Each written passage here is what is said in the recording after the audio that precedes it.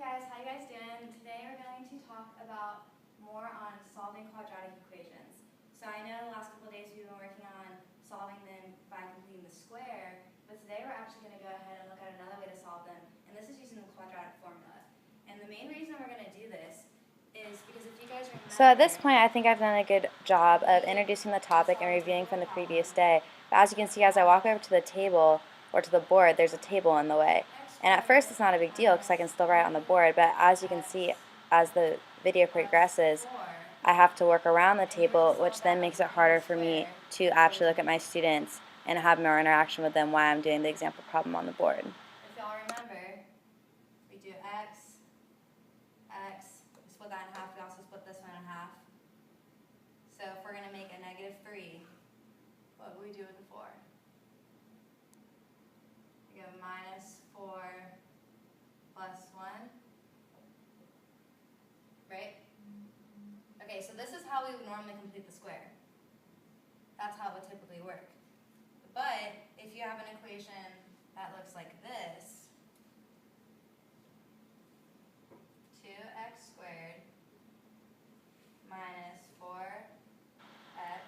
As you can see at this point, I am completely leaning over the table, and although it's good because I can see my notes, it would have been much better if the table could have been moved to the right so that I could still see my notes and write on the board normally. You can also see at this point in the video, I haven't looked at the class in probably a good minute, even though I'm still just writing on the board. So that's another thing I could really improve on, because who knows what they're doing because I'm not looking at them. What is that? That's going to be -2 plus 3. That doesn't equal -4. Even if we were to switch the signs, it still won't work. If we switch the numbers, it still won't work. So clearly the method that we used here won't work for this quadratic equation. And that's why we're going to use the quadratic formula. That's a big word. We'll leave that equation there so I can show you guys later. But the quadratic formula is a big word for actually a really simple, easy thing. You can go ahead and go to the next slide. This is the formula. So at this point, I am now explaining the quadratic formula, which is on the PowerPoint. And I think I do a fairly good job of relating what's on the PowerPoint slide back to what the problem I just did on the board. For example, when I talk about coefficients right here, and then I go point them out on the board so that they can see how it's being used in the actual problem. But I do notice that as I walk back to the board, or back to the PowerPoint, I do turn my back a little bit on the class right there. So that's something I could potentially improve in also. Plus and minus in front of the radical. Does that make sense so far? Any questions? Okay, let's go ahead and watch the video. This is going to show you guys an example of how to do it, and it'll go through each step slowly, and then after that we can look at another problem. So go ahead and pay attention on this question. To solve this equation using the quadratic formula. Remember from the previous example, the quadratic formula states that the variable we're solving for, in this case, x, is equal to -b plus or minus the square root of b squared minus 4ac all over 2a. The values for a, b, and c in the formula come from the coefficients on our three terms in the trinomial.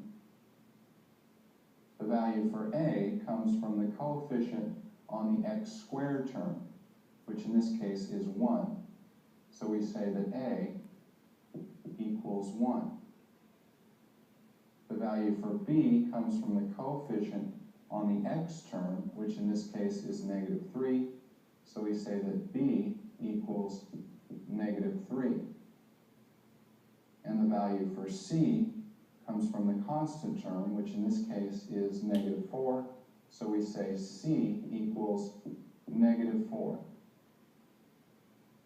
Plugging these three values in for a, b, and c into the quadratic formula, we have x equals -b, which is negative of -3, or +3, plus or minus the square root of b squared, which is -3 squared, or +9, minus 4 times a which is 1, times c, which is negative 4, all over 2a, which is 2 times 1, or 2.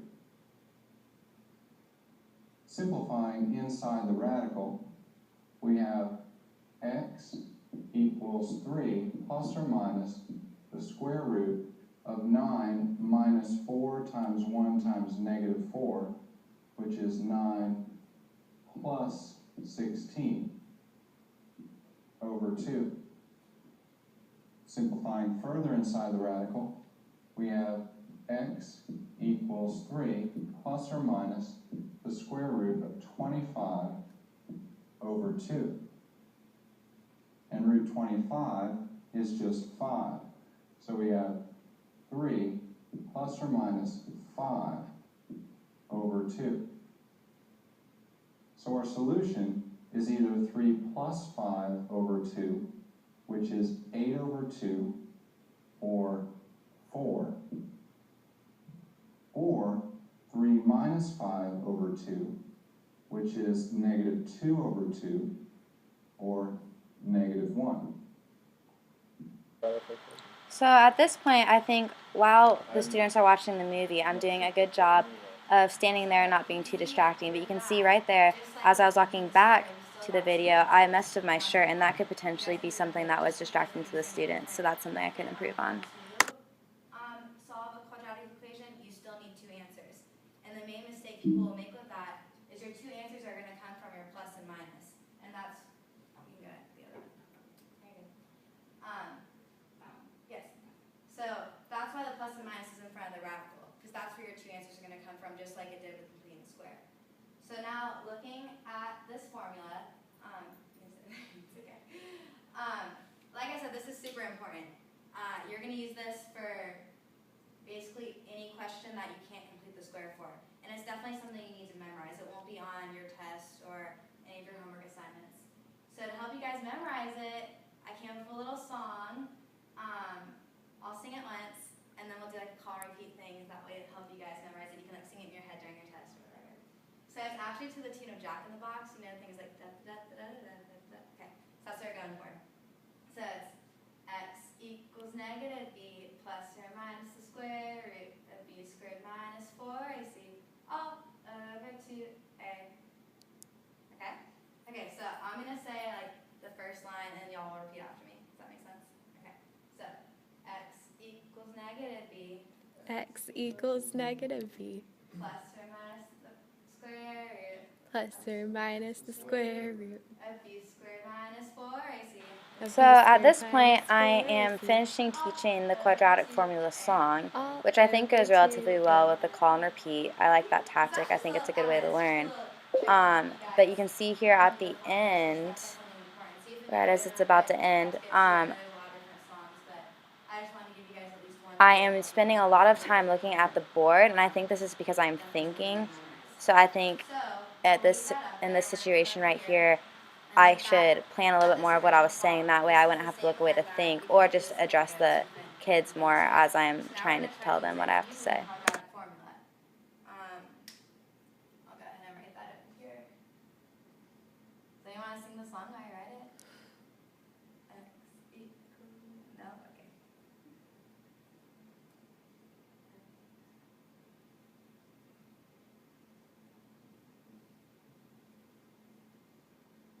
Okay. So it's the same thing as up there. You can look either place. So now looking at this, we need to first find, if you remember on the video, the first thing the guy did was found what his coefficients equal. So, what is A equal in this problem? Bobby? 2. B? So now I'm back at the whiteboard doing another example problem. And although I do spend Negative quite a large amount of time looking at the board, I think I'm doing a better job here of addressing the class. And I think that's because I'm asking them questions. So naturally I have to turn and look at them as they respond. So I think that could be a good tip that I could use even earlier when I was having a hard time staring at the board for too long. Maybe just asking the class more questions and engaging them in what I'm doing. That'll naturally make me look at them and involve them more in what's going on. Then we have plus or minus the radical of b squared. Negative 4 times negative 4, 16. Minus 4ac, 4, what's my a? 2. And then my c is negative 3. Okay. And then all over 2, what's a? 2. Okay, so if we simplify this, now we have 4 plus or minus the radical of 16 minus negative 3 times 2, negative 6 times negative 4 is positive 24, all over 4, right? Okay. And if we reduce this radical, 24 plus 16 is 40. Okay, so we'll just go ahead and make that 40. Okay, this is where we're going to bring in factoring, which we learned earlier this week also. So for this example, it'd be 4 plus or minus. Radical 40 will factor into radical 4 to radical 10 all over 4, right? And then radical 4 is actually what? 2. Good. Let's make that a 2. And then, so the only reason we even did that to begin with is so that down here we can reduce. So now this goes away, this becomes a 2, and that becomes a 2. But remember, the only time you can do that is when it affects all parts. So now, we have 2 plus or minus, we're still carrying this through the whole problem, don't lose that, plus or minus radical 10 over 2. And that's actually your answer. That does split up into 2 plus radical 10 over 2 and 2 minus radical Here I notice again that often when I'm explaining something, I tend to look off into space in order to think, or I stare at the board while I'm talking. I think this is definitely something that can be improved, and while I'm explaining, I'd like to maybe make eye contact with the students and be more engaged in them as opposed to just be thinking about what I need to say So next. they're in imaginary numbers also. So that's that. That being said, let's go ahead and go to our next slide. Typical mistakes that are made with this, I already pointed a few of them out, but I want to make sure that you specifically look at these 3. The first one is that the 2a in the denominator is underneath the entire formula. If you see here, it's not just under the radical. So make sure that when you divide, it's over the whole thing. That's a common mistake. Another common mistake is remember that the b squared means the square root of the whole thing. So just like we did in this problem, if you look over here, it says b equals negative 4. Well, that would be negative 4 and negative 4 is 16. If you were to forget the negative, then you would also get that wrong because you might put negative 16. And then the last one, I mentioned a couple times, but you need to be really careful when using this formula to not drop the plus and minus sign. Because if you do drop it, you will end up with 2 solutions, and then it will be wrong. So that's really important to keep going also. So you can go ahead and go to the next slide. So why do you guys, why do we use the quadratic formula? I talked about it for a second at the beginning of the class, but why do we need it? Go ahead, Bobby. Because it'll help us solve equations, quadratic equations when we can't complete the square at all. Yeah, exactly. Anyone else? Yeah, that's exactly why. You gotta go to the next one. Why are some ways you could prevent yourself from making the common mistakes we just talked about? So what are some things you could do? Go ahead. I would say to write out every step. So here I notice as I'm asking questions, I'm actually pointing at the students, which I know we were taught instead to motion toward them with more of an open hand. So that's definitely something I can improve at here while I'm trying to lead the discussion. The important stuff in the equation. Yeah, definitely. That's a great idea. Hopefully you did find that useful. We can go ahead and go to the next question. This one might be a little bit harder, so you're gonna have to think about it for a second, but can you think of any real world situations in which you would use this equation? So something that you could use this for besides just getting the right answer on a test. I'll give you guys a second to think about it, because this one's a little bit more difficult. So at this point, I just asked a question, and while I'm waiting for the response, I walk across the room. I think this is good because, one, it helps me demonstrate proper wait time, and then also, I haven't really moved much during this entire presentation, so I think it's good just to keep the students engaged to move to the other side. At this point, you can also tell that they don't really have a response to my question, and so I go ahead and give them an example of something that could have been an appropriate response. This is a good technique. A better technique might have been to ask the question in a different way to help them maybe come up with an answer as opposed to me just giving them one. So like where that equals 0, that'd be a great example. Another example could be to find the area of something if it's not a two-dimensional object. So, is there any questions?